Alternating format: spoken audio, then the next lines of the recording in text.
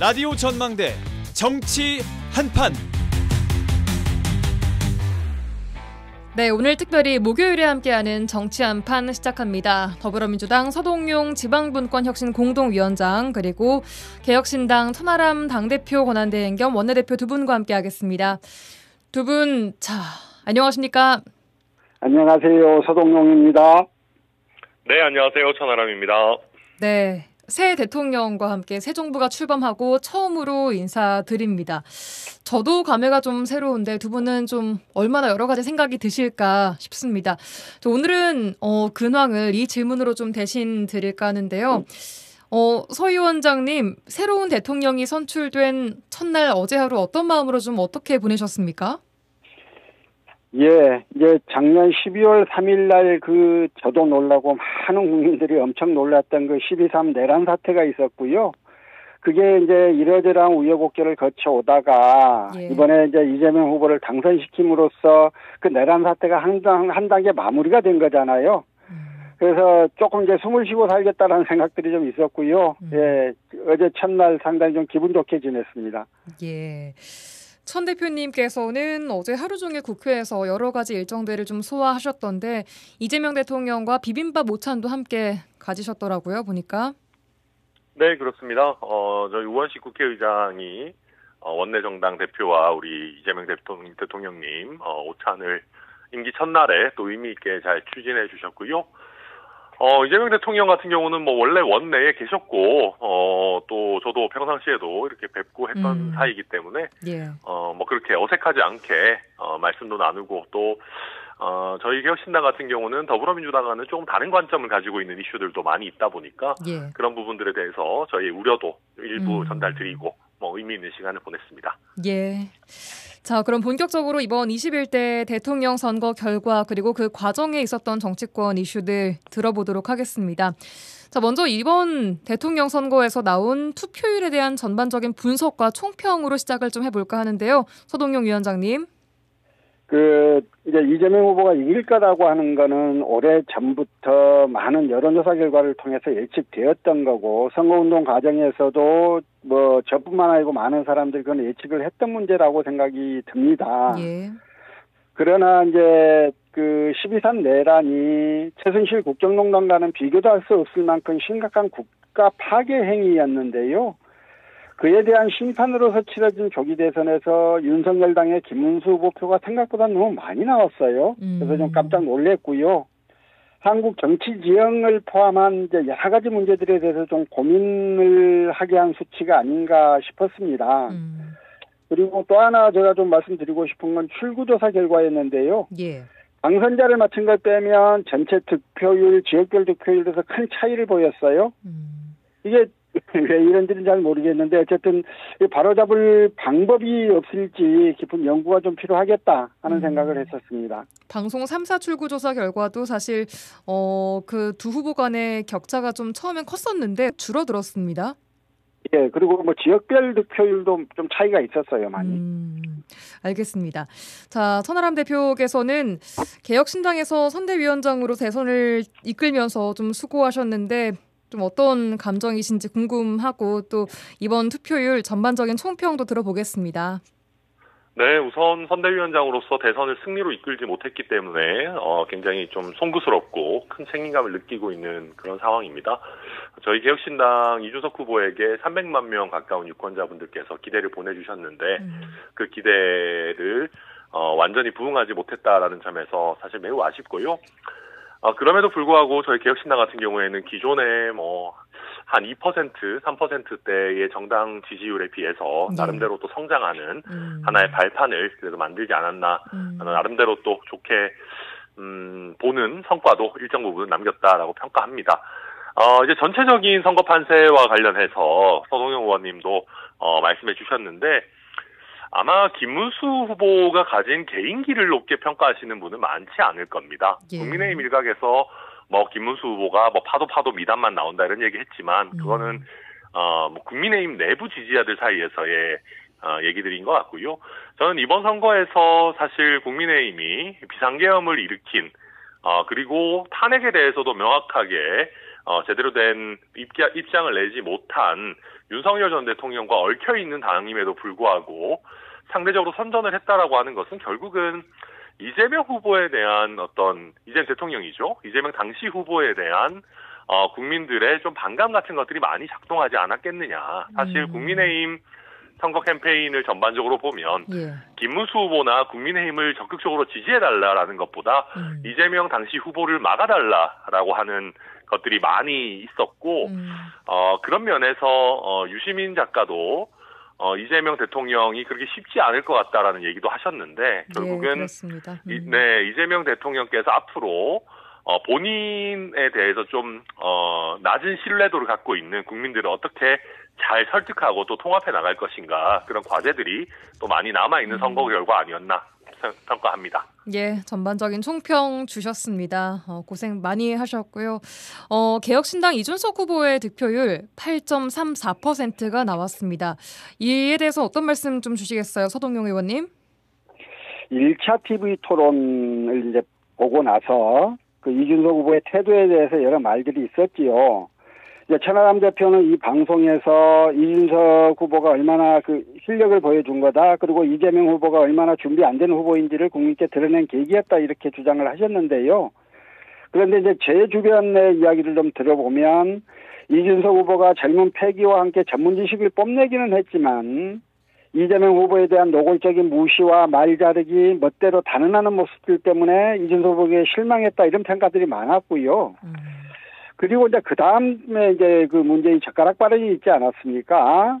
이제 이준석 후보는 이재명 후보 아들 발언을 공론할 목적으로 그 발언을 했을 것으로 생각은 드는데, TV 토론에서 해당 발언을 들은 상당수 국민들은 매우 불쾌했다는 평가였거든요. 거기에다가 이제 이준석 후보가 그 발언을 사과하지 않고 여론이 한참 더 나빠지니까 한참 지나서 사과를 했단 말입니다. 근데 이런 과정을 거쳐보면서 제 주변에서는 이준석 후보에 대한 부정평가가 상당히 크게 상승했던 것으로 생각이 들고요. 여기에다가 과거 이준석 후보가 남녀 갈라치기, 세대별 갈라치기 이런 걸 통해서 갈등을 부추겼다는 그런 평가까지가 소환이 되면서 이미지가 많이 나빠졌던 게 아니냐. 그런 이미지 악화로 인해서 당초 10%는 넘기지 않을까 했던 이준석 후보의 득표율이 8%에 머문 게 아닌가. 저는 그런 생각을 했습니다. 예, 전 대표님께서도 마지막 그 TV토론 발언이 막판 지지율에 좀 영향을 미쳤다라고 분석을 하고 계세요? 네, 뭐 이유 여하를 막론하고 저희도 하고 싶은 얘기도 많고 이런저런 저희 나름대로의 근거나 이유도 있겠지만은 그런 것보다 방금 서동영 의원님 말씀 주신 것처럼 많은 국민들께서 불쾌하셨다면은 저희가 잘못한 것이겠죠. 그래서 저희도 그런 부분 앞으로도 더 꼼꼼하게 또 성찰하고 반성해야 되는 부분 아닌가 생각합니다. 다만 그럼에도 불구하고 이준석 후보가 1차, 2차 TV 토론에서 굉장히 잘 준비된 면모들 많이 보여줬다라고 생각하고 제가 선대위원장으로서 아쉬운 것은 3차 TV 토론을 그렇다고 하면 조금 더 파지티브하게 조금 더 포용력을 보여주는 형태로 갔었으면 더 좋지 않겠는가. 이건 결국 저희 선거 캠프의 전략의 문제고 저의 책임도 적지 않다 그렇게 생각합니다. 알겠습니다. 선 대표님, 이 지지율이 10%를 넘기지 못하면서 사실 선거 비용 보존이 불가능하게 됐습니다. 관련 논의는 좀 진행되고 있습니까? 네, 저희도 선거 비용을 보전받았다면은 훨씬 더 안정적으로 또 재정적으로 준비된 상황에서 지방선거를 준비할 수 있었을 텐데 하는 아쉬움이 남습니다. 그러나 저희가 돈을 정말 아꼈었습니다. 그래서 그러세요? 예. 네, 아마 우리 전남 동부권에 계시는 많은 분들도 왜 이준석 후보 유세차를 보기가 이렇게 어렵지 생각하시는 분들 계셨을 수 있는데 예. 실제로 저희가 전국에 유세차가 5대밖에 없었습니다. 정말요? 네, 그래서 타 당에서 쓰는 비용의 10분의 1도 채 쓰지 않았고요. 그리고 이 자리를 빌어서 얘기하고 싶은 거는 우리가 사회적으로도 부의 양극화, 자산의 양극화 이런 얘기들을 많이 하는데 정치도 부익부 빈익빈 양극화 이런 게 너무 심합니다. 사실 큰 정당들은 국가로부터 200억 넘게 받아가지고 선거를 풍족하게 치르는데 이게 어쩌면은 되게 좀 불공정하다고 볼 수 있거든요. 이 새로운 정치 세력의 등장을 제도적으로 막아두는 부분들이 있습니다. 그래서 저희가 아껴 썼기 때문에 개혁신당이 당장 뭐 재정적인 어려움에 빠지는 것은 아니지만 예. 이런 식으로 큰 정당, 잘 되는 정당에만 돈을 몰아주는 현재의 국고보조금 시스템도 한 번 정도는 고민이 필요하다 생각합니다. 예, 알겠습니다. 자, 민주당에서도 막판에 유시민 전 노무현재단 이사장의 설란영 여사 관련 발언 관련해서 좀 총공세를 펼쳤었는데 이번 선거에서는 막판 이런 공세들이 좀 영향을 미쳤다고 보십니까, 서 의원님? 선거 막판 이제 최대 논쟁거리가 됐던 건 이준석 후보 발언하고 유시민 전 이사장의 설란영 여사 관련 발언이었어요. 예. 유시민 작가하고 가까운 사람들은 설란영 여사가 노조 폄하 발언을 한 거에 대해서 비판 차원에서 한 발언이었다. 그리고 유시민 이사장은 오래전부터 김문수 후보 부부를 잘 알고 있어서 비판할 자격이 충분하다 이렇게 옹호를 했는데요. 예. 그럼에도 불구하고는 논란은 끝까지 이어졌지요. 자, 설란영 여사의 발언에 대해서 비판할 수 있습니다. 그리고 노동운동을 했던 과거 전력을 내세우면서도 구구적 행보를 보이는 김문수 설란영 부부의 변절에 대해서 비판할 수도 있지요. 예. 그러나 그 유시민 작가는 그 비판을 말입니다.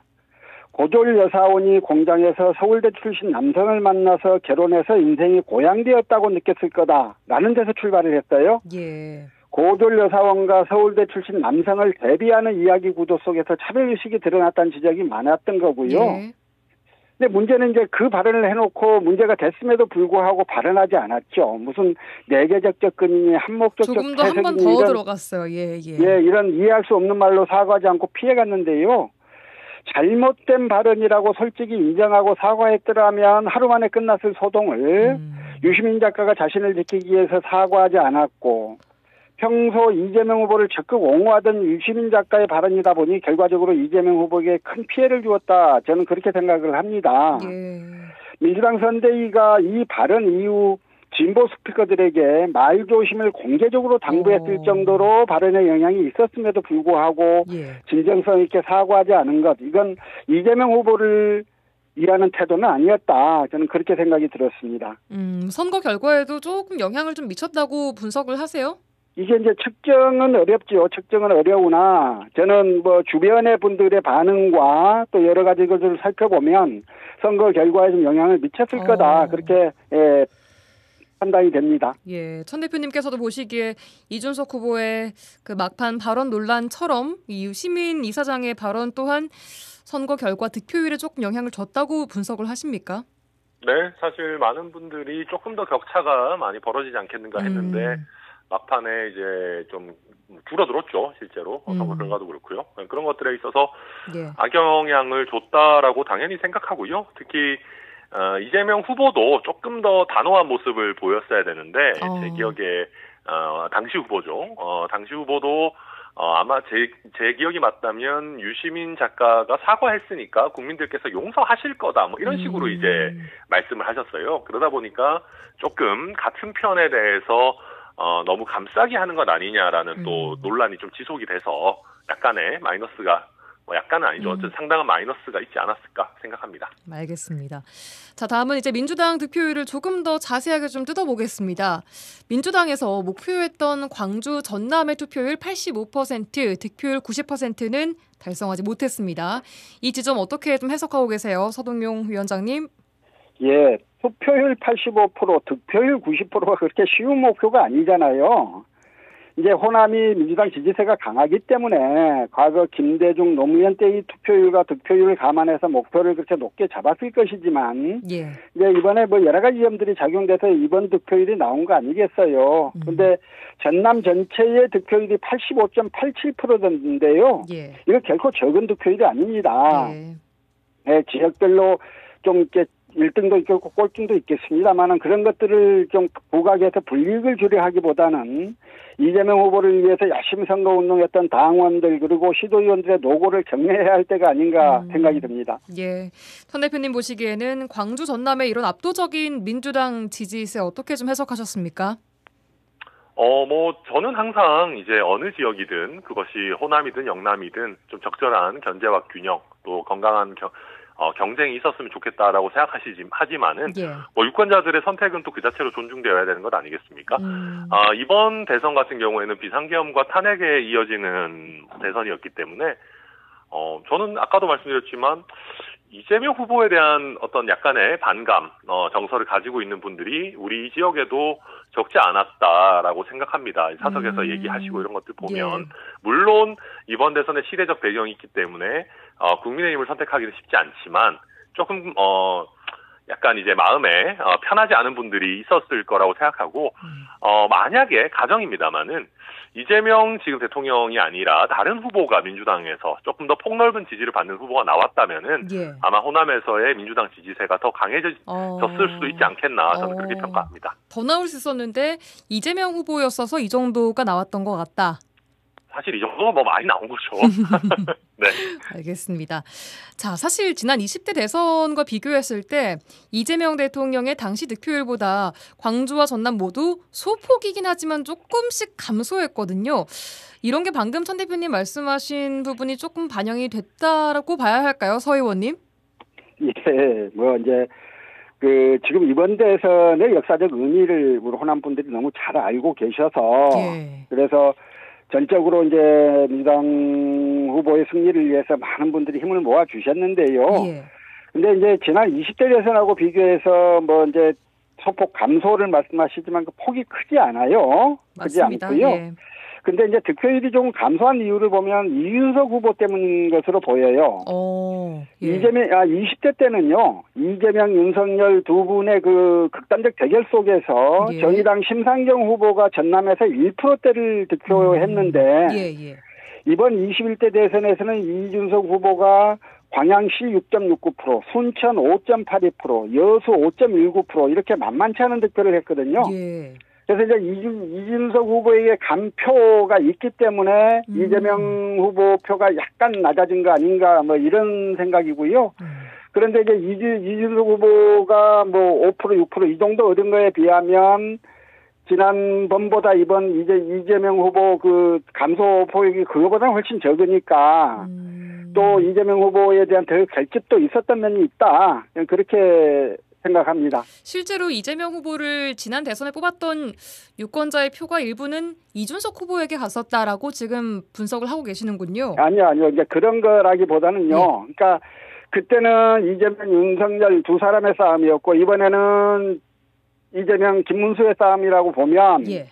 제3 후보가 네. 당시에는 심상정 후보가 워낙이 이제 득표율이 낮았거든요. 예. 그러니까 두 거대 양당 후보에게도 표가 쏠렸고 이번에는 어쨌건 그 제3 후보인 이준석 후보가 어느 정도 득표력을 확보를 했기 때문에 양 후보에게 가는 것들이 조금 그 중간으로 흘렀을 수 있겠다라고 생각이 좀 드는 거죠. 예, 알겠습니다. 자, 서 의원님 그렇다면 이제 내년 지방선거에서 이게 혹시 우리 유권자분들이 전략적 선택을 좀 할 수 있다는 표심이 담겼다라고도 볼 수는 없을까요? 어떻게 보세요? 뭐 사실 이제 이번과 지난번 21대 때와 20대 때를 비교를 해보면 예. 그렇게 큰 차이 아닌 것이고 지금 호남에서 그 민주당 지지가 높은 이 흐름과 분위기는 계속 가지 않을까라는 생각입니다. 예. 그래서 이번 대선의 결과가 내년 지방선거를 예측하는데 뭐 특별히 다른 어떤 영향을 미칠 만한 요소가 있지는 않았던 것으로 보이고요. 예. 다만 이제 늘 그렇지만 그 호남 분들이 민주당을 지지하기는 하지만 또 우리 지역에서도 뭔가 의미 있는 경쟁 구도가 만들어지기를 또 하게 또 기다리고도 계시거든요. 예. 그래서 호남이 좀 선택할 수 있는 다른 정당이 나타난다면 그렇다면 이제 투표 결과들이 좀 변화도 있을 텐데요. 예. 아직까지는 그런 마땅한 정당은 없어 보여서 지금까지와 다르지 않은 투표 결과가 내년 지방선거에도 나타날 것이다 이렇게 생각합니다. 예, 이 부분 천 대표님, 네. 광주 전남 지역 유권자들의 선택폭을 넓혀줄 수 있는 정당으로서의 개혁신당의 역할, 내년 지방선거에서 어떻게 준비를 좀 하고 계세요? 네, 저희가 현실적으로 뭐 모든 선거구에 뭐 어마어마한 양의 공천을 한다 이런 것은 쉽지는 않을 겁니다. 그러나 저희가 예를 들면 조금 3, 4인 선거구, 예. 또 저희가 지역별로 예를 들면 순천대학교가 속해 있는 지역구라든지 또 특히 관양에 젊은 세대들이 많이 있는 선거구라든지 이런 데서는 저희가 두각을 나타낸 지역들이 있습니다. 그렇습니다. 그런 지역들 위주로 네, 또 좋은 기초의원 또 기초의원 비례대표 후보 이런 분들을 적극적으로 발굴한다면은 한 텃술에 어떻게 다 배부르겠습니까만은 예. 의미 있는 성과를 낼 수 있지 않겠는가 그렇게 기대합니다. 예, 알겠습니다. 자, 더불어민주당이 이번 대선에서 지역구별 투표율과 득표율을 국회의원 평가에 좀 반영하기로 했는데요. 전남에서는 광양시가 80.4%로 그 와중에는 광주, 전남 통틀어 가장 좀 낮았습니다. 이건 어떻게 평가하셨습니까, 서 의원님? 예. 대선 기여도를 공천에 반영하겠다. 이건 오래전부터 있어 왔단 말이에요. 예. 예. 이제 광양시가 포스코로 인한 인구 구성의 특성이 있지 않겠습니까? 그래서 그것 때문에 대선에서는 늘 전남의 다른 지역보다 민주당 후보 득표율이 조금 뒤져왔었거든요. 예. 이제 이번에도 광양이 전남에서 가장 낮은 민주당 후보 득표율을 보이긴 했지만 그게 페널티를 줘야 할 만큼 차이가 크지는 않다. 저는 그렇게 생각이 들고요. 예. 국회의원을 포함해서 시도의원들 정말 열심히 선거운동했습니다. 그 부분을 지금은 칭찬해줘야 할 때이다. 그런 생각입니다. 예. 자, 여기까지 좀 정리를 해보고요. 이제 새 정부 이야기로 넘어가 보겠습니다. 새 정부의 내각 구성, 주요 인사에 대한 인선이 바로 시작이 됐습니다. 이 인사 전반에 대한 평가부터 좀 들어볼까요, 천 대표님? 저는 이재명 대통령께서 조금 더 좀 틀을 깨는 인선을 하셨으면 더 좋지 않았을까 생각합니다. 물론 틀을 깨는 인선이요.